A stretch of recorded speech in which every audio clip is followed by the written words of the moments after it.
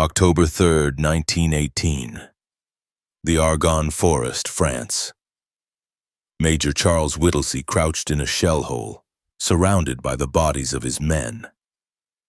For 3 days, his battalion had been trapped behind enemy lines, cut off from all support. They were out of food, almost out of ammunition, and worst of all, their own artillery was shelling them. The American forces didn't know where Whittlesey's men were. Every attempt to send runners back with their position had failed. The Germans had killed or captured them all. Radio equipment didn't work in the dense forest. Signal flags couldn't be seen through the trees. Whittlesey had one option left. In a small basket at his command post sat 3 carrier pigeons, the last connection to the outside world. 2 had already been sent with messages. Neither had made it through the German fire. 1 pigeon remained, a small bird with black and white checkered feathers and a red right leg. Her name was Cher Ami, dear friend in French. She was about to become the most famous bird in military history. The story began 5 days earlier on September 26, 1918. World War I was in its final months. American forces, fresh and eager, had joined the Allied offensive to break through German lines in the Argonne Forest. Major Whittlesey commanded elements of the 77th Division. New Yorkers mostly. They weren't professional soldiers. Many were recent immigrants who barely spoke English. But they were brave, and they followed orders. The orders were simple. Advance through the forest, break the German line, and keep moving. Support would come from both flanks. Artillery would cover them. Nothing could go wrong. Everything went wrong.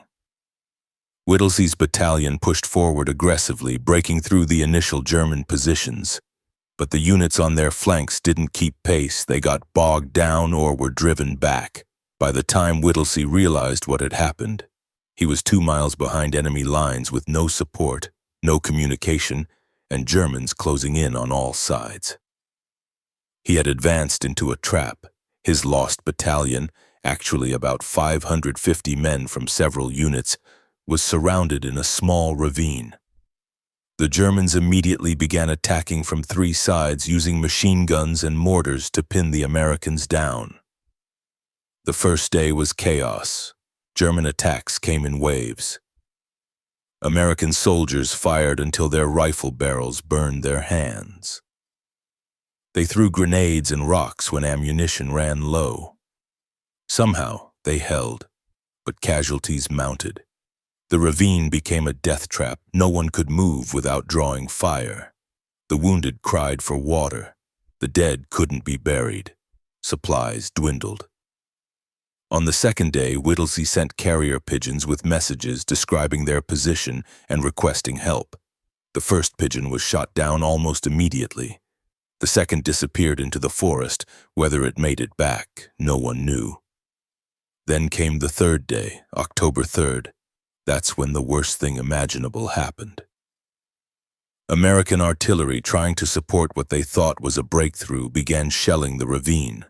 The shells crashed down on Whittlesey's position, killing and wounding his own men.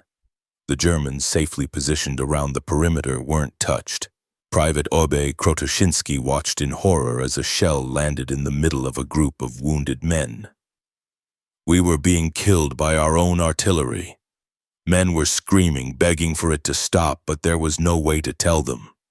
We were trapped and our own side was destroying us. Major Whittlesey knew he had to get a message out immediately. The situation was desperate. They couldn't survive much longer. He had 1 pigeon left, Cher Ami. With shaking hands, Whittlesey wrote the message on a tiny piece of paper. Every word had to count. We are along the road parallel to 276.4. Our own artillery is dropping a barrage directly on us. For heaven's sake, stop it! He added their coordinates and signed it. The message was rolled into a small aluminum capsule and attached to Cher Ami's leg. The pigeon handler, Private John Carty, held Cher Ami gently. He knew what this bird faced. The Germans had been shooting at every pigeon they sent up. The forest was thick with machine gun fire. The chances of success were almost zero.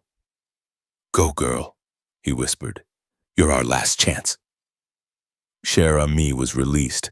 She immediately flew upward, rising above the ravine, her wings beating rapidly as she climbed toward the sky. Then the German soldiers saw her. Machine guns opened fire. Tracers filled the air. Germans had been specifically ordered to shoot down any carrier pigeons. They knew the Americans were trying to communicate. Cher Ami flew into a storm of bullets.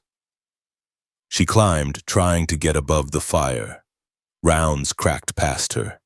The American soldiers watched, holding their breath, praying. She was hit.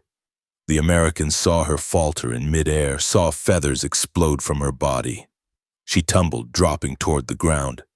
They thought she was finished. But somehow, impossibly, Cher Ami recovered. With one leg hanging useless, shot through, and a bullet wound in her chest, she continued flying. She flew through the pain, through the shock, through what should have been certain death. She flew because that's what she was trained to do. She flew because 550 men were counting on her. She flew because she was Cher Ami and she would not quit. The pigeon climbed above the trees and turned toward home, toward the American lines 25 miles away. In the ravine, time crawled. The shelling continued. Men died. Hope faded. Whittlesey tried to keep his soldiers calm, but he knew the truth. If Cher Ami didn't make it, they were finished. The Germans would eventually overrun them, or the American artillery would kill them all, or they would simply starve. Hours passed. The shelling went on. More men fell. Private Krotoshinsky later recalled, "We had given up. We were just waiting to die." Some men wrote last letters to their families. Others prayed. A few just sat there, numb, staring at nothing. We didn't think the pigeon had any chance. But 25 miles away at the American Division headquarters, something miraculous was happening. A soldier at the pigeon loft spotted something in the sky. A bird flying erratically, barely staying airborne. It was Cher Ami. She crashed more than landed, tumbling into the loft. The handler rushed to her. What he saw shocked him. Cher Ami's chest was covered in blood. One eye was gone. Her right leg was hanging by a tendon, nearly severed by a bullet. She should have been dead.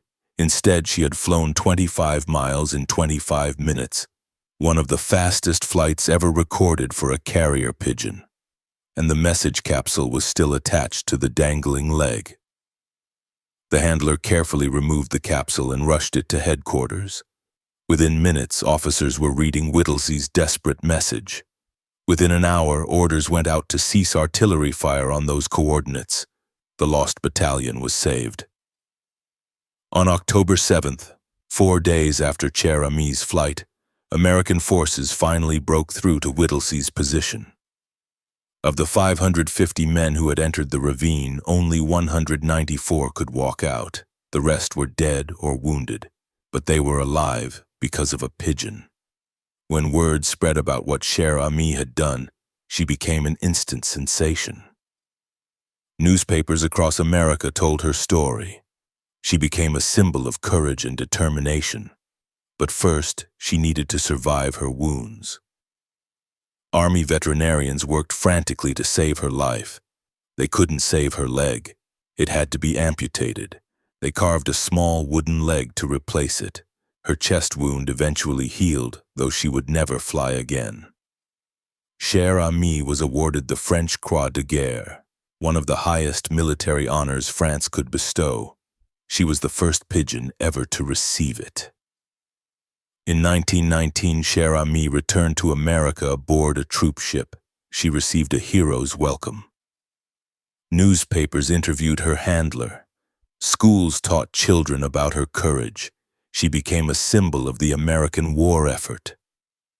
She lived at Fort Monmouth, New Jersey, where she was cared for by the Signal Corps. Soldiers would visit to see the famous pigeon. Children wrote letters to her. She received fan mail from across the country. But her wounds had taken their toll. On June 13, 1919, less than a year after her famous flight, Cher Ami died.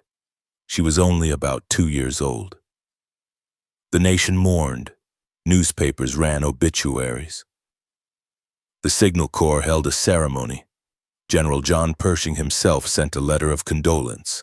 But Cher Ami's story didn't end there. Cher Ami's body was preserved by a taxidermist and donated to the Smithsonian Institution.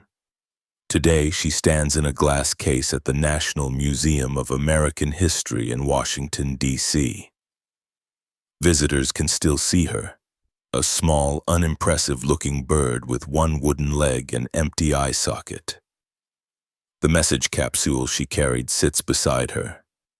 Children press against the glass, amazed that something so small could be so brave. The Lost Battalion survivors never forgot her.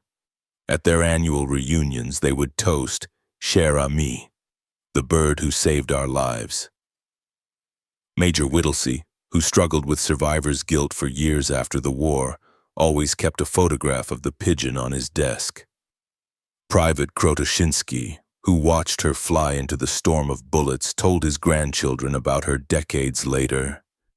"I've seen brave men, I've seen heroes, but that little bird flying through hell with a bullet through her chest carrying our message, that was the bravest thing I ever witnessed." Cher Ami wasn't alone. During World War I, carrier pigeons delivered over 95% of their messages successfully, a better rate than any other communication method available. Thousands of pigeons served and thousands died. They flew through artillery barrages, poison gas, machine gun fire, and storms. They carried messages when radio failed, when telephone lines were cut, when runners couldn't get through. They saved countless lives. Other pigeons earned fame, too. A British bird named the Mocker delivered 52 messages during the war. An American pigeon named President Wilson served with distinction through multiple battles. The French pigeon Vaillant continued her mission even after being wounded twice. But none captured the public imagination like Cher Ami, the little bird who refused to quit, who flew through impossible odds, who saved 200 men with her final flight. Today, in our age of satellites and instant communication, carrier pigeons seem quaintly old-fashioned. It's hard to imagine relying on birds to carry life-or-death messages. But Cher Ami's story isn't really about pigeons or communication technology. It's about courage, duty, and sacrifice. She didn't choose to be a war pigeon. She didn't understand patriotism or military strategy. She was just a bird, trained to fly home when released. But when everything went wrong, when she was wounded, when she was in pain, when every instinct told her to land and hide, she kept flying. Not because she understood what was at stake, but because that's what she was trained to do. Sometimes courage isn't about understanding, it's about doing your duty even when it hurts, even when it's impossible, even when you have every reason to quit. Major Whittlesey summed it up best in a letter he wrote after the war. Cher Ami didn't know she was saving lives. She didn't know she would become famous. She just flew home, the way she was trained to. But in doing that simple thing, despite terrible wounds and impossible odds, she became a hero. Sometimes that's all heroism is, doing what you're supposed to do even when everything is falling apart. The Lost Battalion survivors lived with that lesson for the rest of their lives. And in a glass case in Washington, D.C., a small pigeon with one wooden leg reminds us still,